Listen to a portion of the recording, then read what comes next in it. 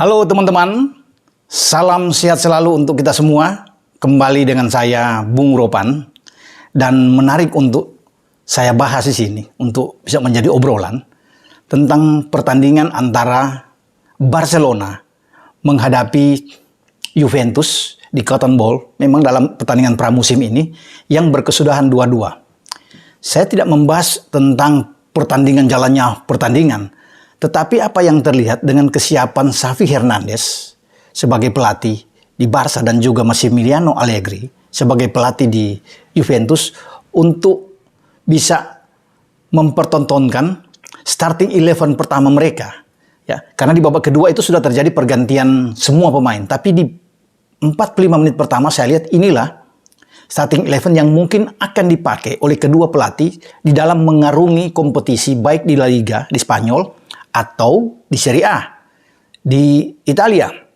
Dan itu memang sangat terlihat karena Xavi ini ingin mengembalikan kejayaan dari Barca. Karena kita tahu bersama pada musim kemarin mereka terpuruk memang. Tidak ada satupun gelar juara yang mereka dapatkan di semua ajang di Spanyol. Ya, apalagi kalau bicara di UCL mereka tersisi, turun bahkan sampai ke Liga Eropa dan juga mereka dihantam oleh Eintracht Frankfurt. Dan ini yang mungkin bagi Xavi, dia ingin melakukan yang terbaik. Apalagi sudah datang pemain-pemain seperti Robert Lewandowski, kemudian dia sudah mendapatkan Frankie Kessie di tengah, dan juga di belakang ada Andreas Christensen, ya, yang dimainkan bersama dengan Eric Garcia, dan ketiga-tiganya itu dimainkan. Yang menarik bahwa ada 3 ex Dortmund yang dimainkan serentak. Ousmane Dembele di kanan, selain Lewandowski, dan juga ada Aubameyang. Memang mereka bermain pada musim yang berbeda. Tapi ketiganya langsung dimainkan. Terutama Ousmane Dembele yang tampil luar biasa. Kalau lihat penampilan Ousmane Dembele pada musim-musim sebelumnya, ini memang memprihatinkan. Dia sudah melewati 5 musim di Barca. Ya, cuma 19 gol dari 102 pertandingan. Bahkan musim kemarin dia sudah bermain 21 kali, hanya 1 gol.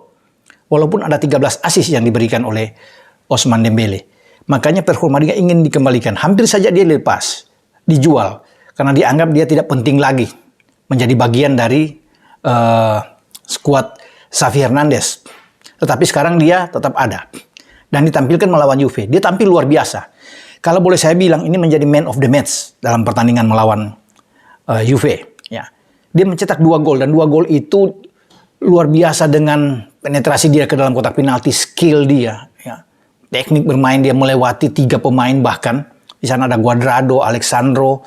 Gol pertama dia melewati termasuk dengan Rovella. Tapi di gol kedua juga ada terlibat di sana Locatelli.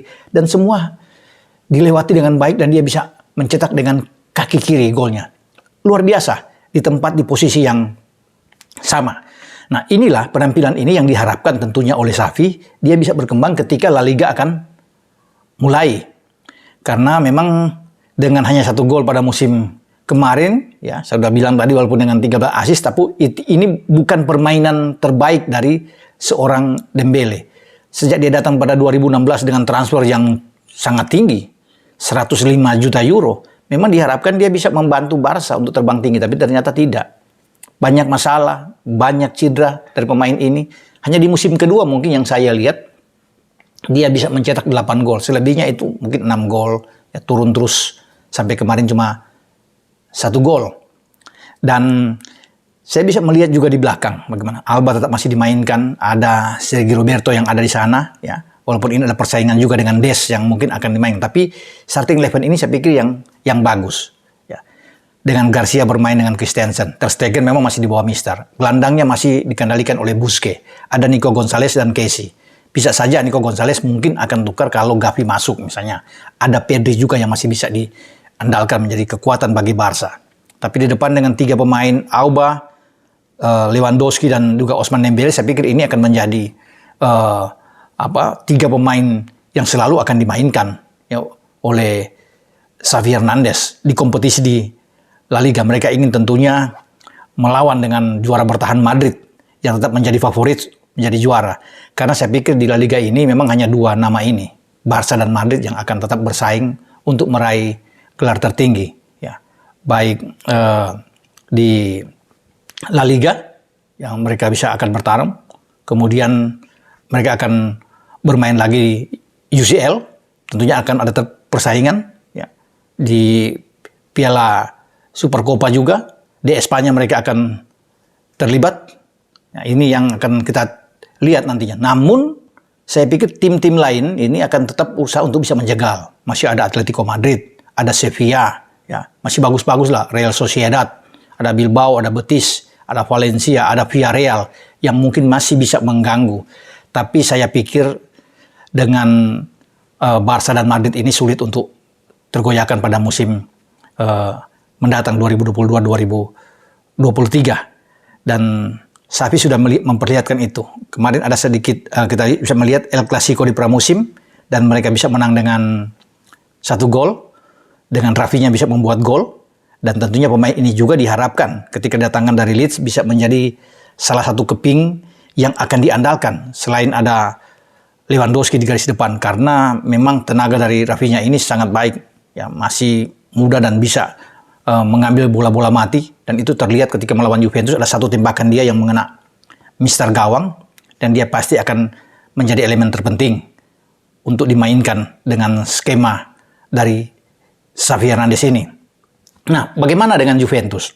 Juventus juga kalau saya lihat apa yang ditampilkan oleh Allegri ini adalah materi pemain yang bisa selalu akan dimainkan di Serie A pada musim yang akan datang. Memang mereka sudah kehilangan pemain belakang yang memang sudah pensiun seperti Giorgio Chiellini yang sekarang sudah pergi ke Los Angeles, dan mereka juga kehilangan Dybala ya, yang sekarang free agent pergi ke AS Roma.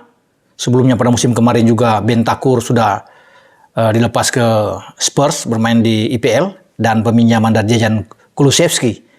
Dan mereka juga kehilangan seorang Bernardeschi yang pergi ke FC Toronto. Jadi dan juga Alvaro Morata kembali ke ATM. Namun saya pikir dengan kedatangan 2 pemain yang free agent yang mereka dapatkan ini sangat beruntung. Paul Pogba dari MU dan Angel Di Maria yang datang dari PSG. Ini baik tentunya. Dan mereka hanya menggelontorkan uang yang besar dengan mendatangkan bek tengah asal Brasil dari tetangga mereka Torino, Gleison Bremer dengan 41 juta euro. Nah, Bremer ini dimainkan oleh Allegri menghadapi Barca. Berduet dengan Bonucci.